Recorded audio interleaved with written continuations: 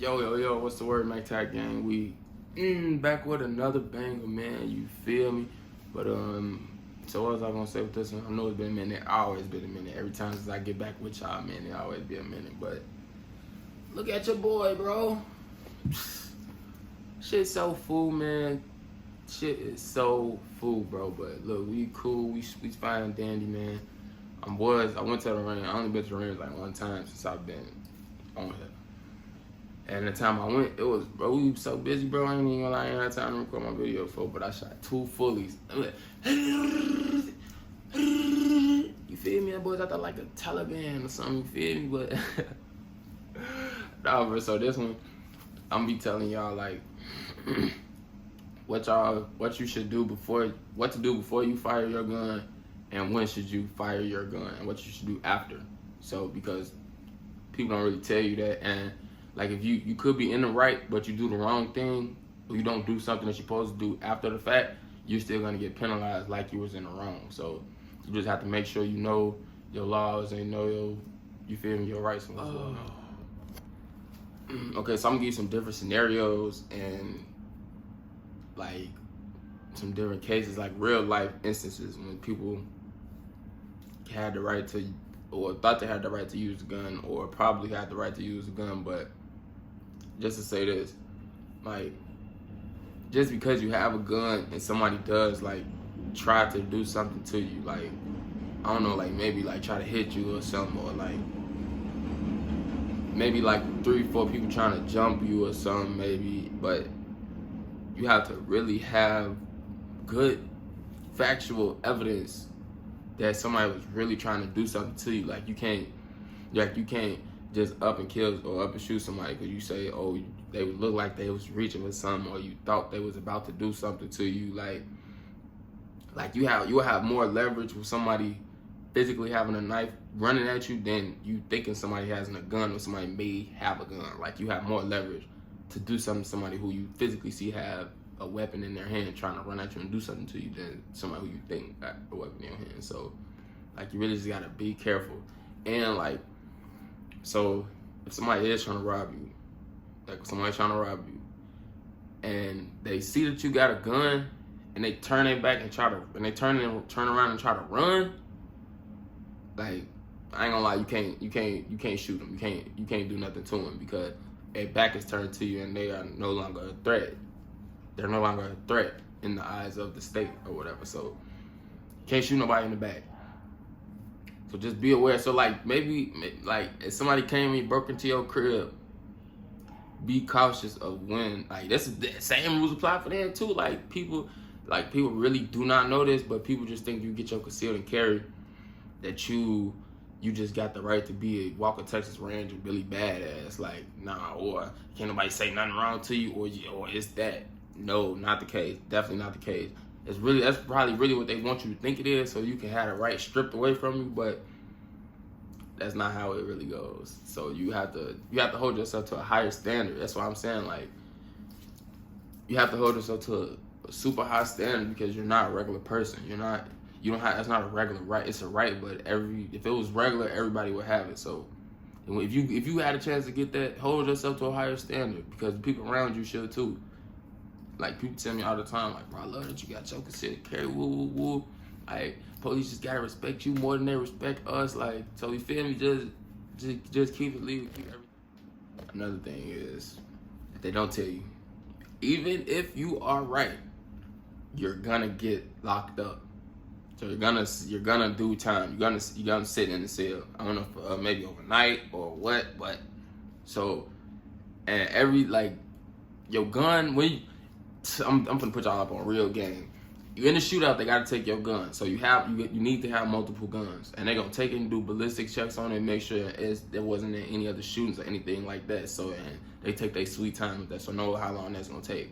And if you in an area where common violence happened, it may take even longer because they may try to say it's gang related, and they will try to hit you with gang related if you have your concealed and carry. They don't think, they think people been gangbangs their whole life and just never got caught, and they carrying a clean gun. Like I ain't gonna lie to you, bro.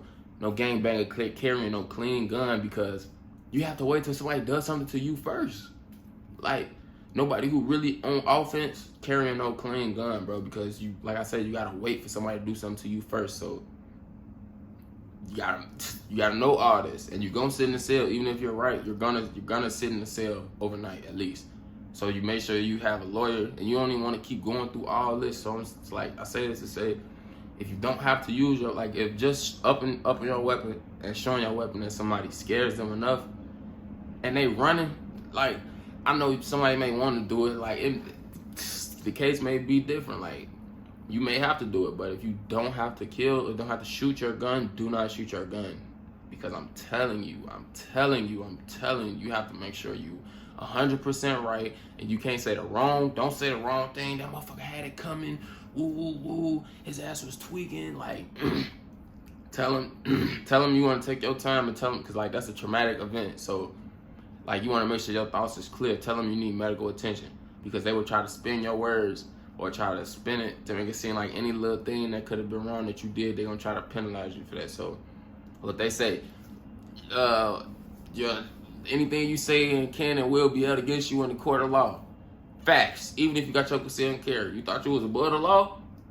No. So mouth closed, tell them you need to see medical attention, and make sure you really have a story straight before you speak to police. Or maybe, like, tell a lawyer or something like that before if you feel comfortable, because police may try to trick your words around too. Or, so just be mindful of all that.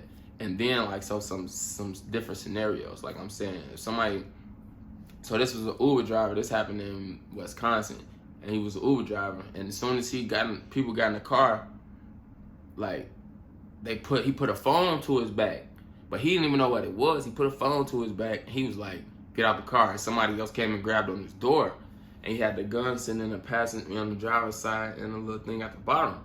So as soon as he was able to get the gun, he grabbed the gun, turned around, and showed it to the dude in the back, and he turned his back and took off.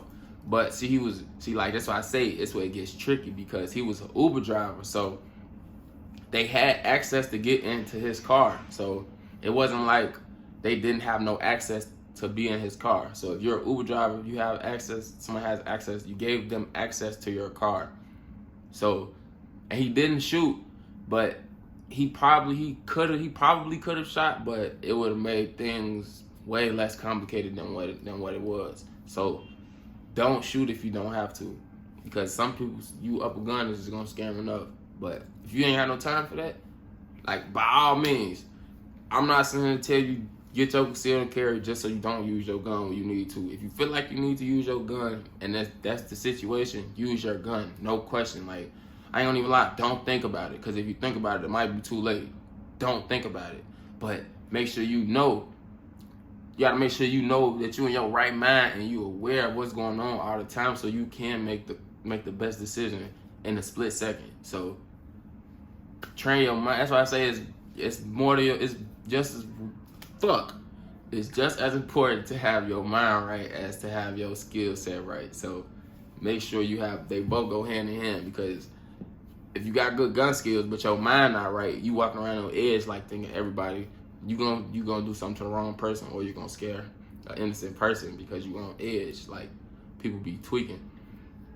And I can say it, like, I be thinking, like, I'll be lying to you if I say I didn't think I would have to use my gun, or like, but I wasn't out of control. I was still poised in my body, and I'm just being aware of what's going on. Because, like, people reaching, or people moving too much, people looking at you crazy, people just, like, anything like that. So just be aware, be on point, and make sure that you have at least the right to use your gun, because they're gonna charge you like you don't. Like, if you're using it illegally, they're gonna charge you like you're a regular person, like unlawful use, and that's a felony. So you're gonna get a felony. They're gonna take your concealed carry card and all that other stuff.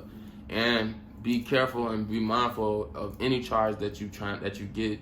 Like, you can't have no domestics, you can't have no batteries, nothing like that. So always be in your right state of mind, or just, if you feel like you're not, take a second and don't act out of emotions or anything like that, because losing your concealed carry to something so useless as a something dumb like a fight or something, it's not worth it. I ain't gonna lie, it's not worth it. So Just be careful of the situations you put yourself in. Hold yourself to a higher standard.